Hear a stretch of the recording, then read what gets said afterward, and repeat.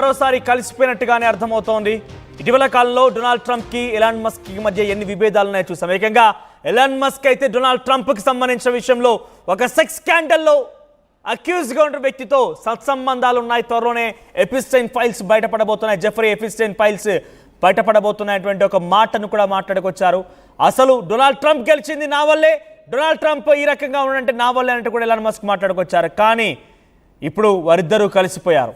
So Trump పైన తాను చేసినటువంటి తీవ్ర ఆరోపణల పైన స్పందించారు ఎలాన్ మస్క్. ట్రంప్కు ప్రైవేట్గా ఫోన్ చేశారు మస్క్. ఇక అనంతరం బహిరంగంగా క్షమాపణ చెప్తే ఎక్స్లో పోస్ట్ చేశారు. ట్రంప్ పైన పెట్టిన పోస్ట్ల పైన చింతిస్తున్నాను అంటూ ట్వీట్ చేశారు ఆయన. అవి చాలా దూరం వెళ్ళాయి. ఎలాన్ మస్క్ను క్షమించారు డొనాల్డ్ ట్రంప్ కూడా. ఇక అధికారికంగా ప్రకటించారు వైట్ హౌస్ వర్గాలు.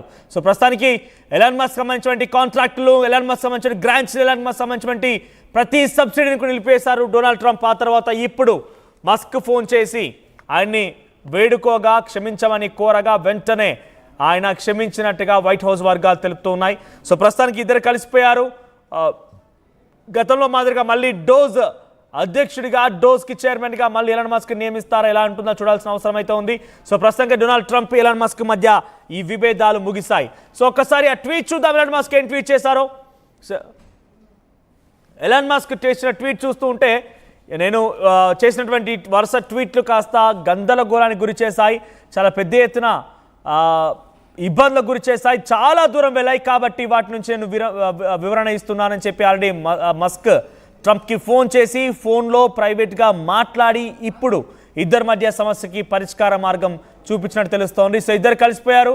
సో ప్రస్తుతానికి రేపటి నుంచి మళ్ళీ వారంతా ఒక్కటిగా తిరగబోతున్నారు. డోజ్ ద్వారా, డిపార్ట్మెంట్ ఆఫ్ గవర్నమెంట్ ఎఫిషియన్సీ ద్వారా మళ్ళీ ఆయన విధులు నిర్వర్తించబోతున్నట్టు తెలుస్తోంది. సో మరి ఏం జరుగుతుందో చూడాలి. మా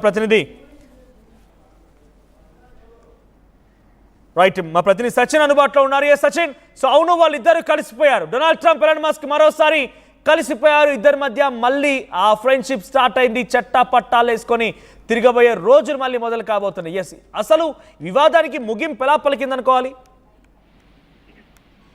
గత రెండు మూడు రోజులుగా వైట్ హౌస్ వర్గాలు కావచ్చు, లేకపోతే ముఖ్యంగా జేడీ వ్యాన్స్ ఉపాధ్యక్షుడు కావచ్చు, వీళ్ళందరూ కూడా కంప్లీట్ గా వీళ్ళిద్దరు రిలేషన్స్ ని స్ట్రెంథెన్ చేసేందుకే కష్టపడ్డారనే చెప్పుకోవాలి. ఇటు ఎలాన్ మస్క్ తో సంప్రదింపులు జరిగాయి. At the same time Elon Musk తో సంప్రదింపులు జరుపుతున్న సందర్భంలోని ట్రంప్ కూడా చెప్పుకొచ్చాయి వైట్ హౌస్ వర్గాలు, ఇది అన్హెల్దీ సిచ్యువేషన్, ఇది కరెక్ట్ కాదు అంటూ కూడా. మరి ముఖ్యంగా ఎవరైతే వీళ్ళిద్దరికీ సన్నిహితులు ఉన్నారో వాళ్ళని కూడా రంగంలోకి దించాయి. ఇది కంప్లీట్ గా వైట్ హౌస్ కి సంబంధించి, వైట్ హౌస్ కి రంగంలోకి దిగింది అనే చర్చ అయితే మాత్రం జోరందుకుంటోంది. ఇక్కడ ఎలాన్ మస్క్ చేసిన ఆరోపణలకు సంబంధించి ప్రస్తుతం చర్చ జరుగుతుంది. సచిన్, ఒక్కసారి బిఫోర్ వి కంటిన్యూ, ఒకసారి మనం డొనాల్డ్ ట్రంప్ పైన ఎలాన్ మస్క్ చేసిన ట్వీట్ చూద్దాం. ఒకసారి ఆ ట్వీట్ ప్లే చేయండి. సో ఇక్కడ చూడండి. I regret some of my posts about President Donald Trump last week. They went too far. ఆయన మాటలు ఏం చెప్తున్నారని దానికి పట్ల కొంత పాశ్చాత్తపడ్డాను, రిగ్రెషన్ ఫీల్ అవుతున్నాను నా గత పోస్టుల పైన. సో గత లాస్ట్ వారం రోజులుగా నేను చేసేటువంటి పోస్టుల పైన రిగ్రెషన్ ఫీల్ అవుతున్నాను, అవి చాలా దూరం వెళ్ళాయి. సో ప్రస్తుతం ఆయన పాశ్చాత్తపడ్డనట్టుగానే ఈ ట్వీట్లో అర్థమవుతోంది. సో నేను తప్పు చేసిన భావనలో డొనాల్డ్ ట్రంప్ ఉన్నారు. ఎందుకంటే ఆయనకి ఎకనామికలే కూడా చాలా లాస్ ఏర్పడింది.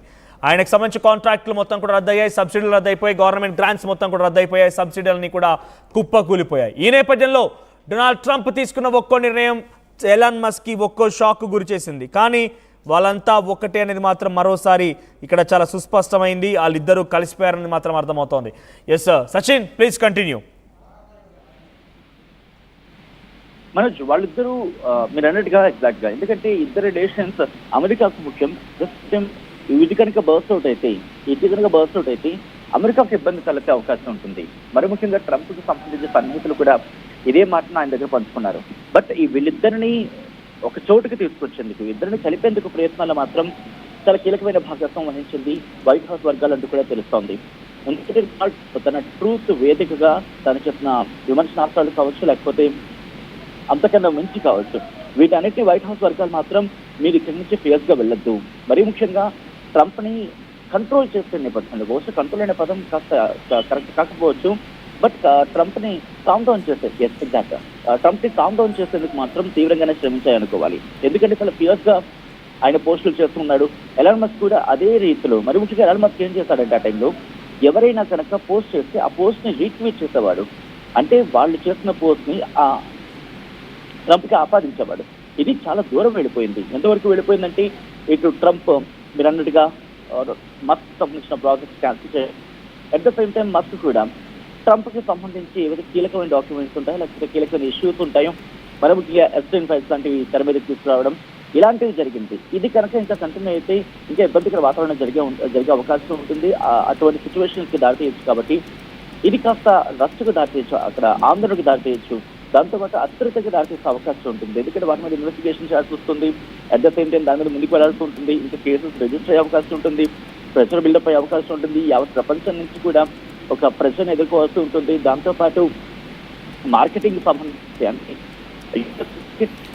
సచిన్ ఇబ్బందికర వాతావరణం అయితే మాత్రం జరిగింది. సో ఈ అన్ని పరిణామాలు కూడా అక్కడ వైట్ హౌస్ కావచ్చు, లేకపోతే ట్రంప్ అండ్ ఎలాన్ మస్క్ సన్నిహితులు కావచ్చు, వీళ్ళందరూ కూడా చాలా హార్డ్ వర్క్ అనే మాట అక్కడ వినిపిస్తున్నట్టు అర్థం చేసుకోవచ్చు మనోజ్.